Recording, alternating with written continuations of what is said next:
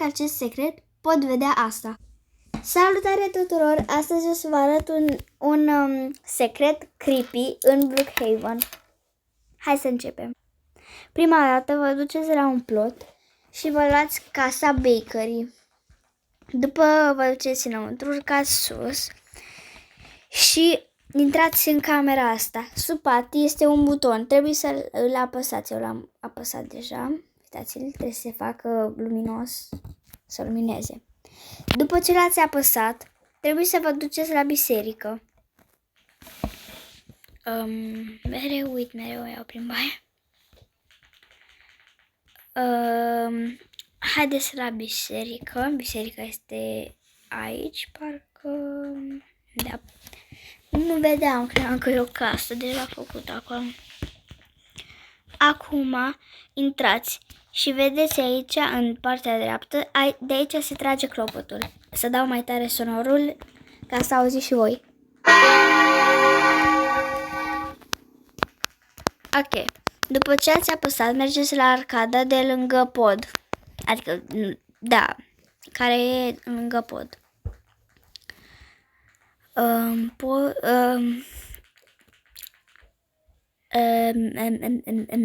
Dacă veniți din partea asta, este în partea stângă. Dacă veniți în partea aia sau de acolo, este în partea dreaptă.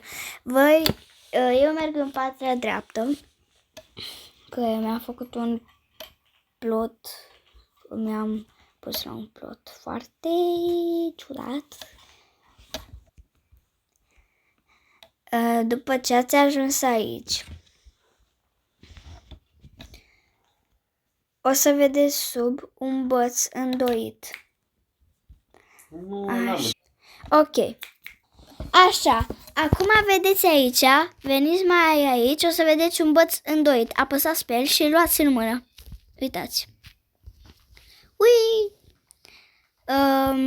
Acum mergeți. Eu am mai făcut secretul ăsta și m-a speriat foarte tare, pentru că nu l-am mai... pentru că nu m-am așteptat. N-a fost pe așteptările mele. Ok. Intrați în camera cu raze X de la spital. Acum intrați, vedeți panoul ăsta? Intrați după el, intrați în gaura asta. După trebuie să ajungeți aici. Apăsați pe foi. Ați auzit, ok? Să faci mereu o poză. Acum trebuie să... Ups! De când e panoul ăsta aici? Am uitat că a băgat update. Acum... Ok, deci după cum am zis, acum...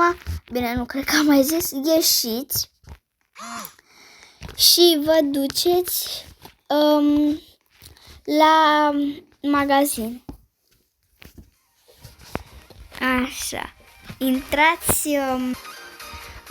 da, aici. Intrați...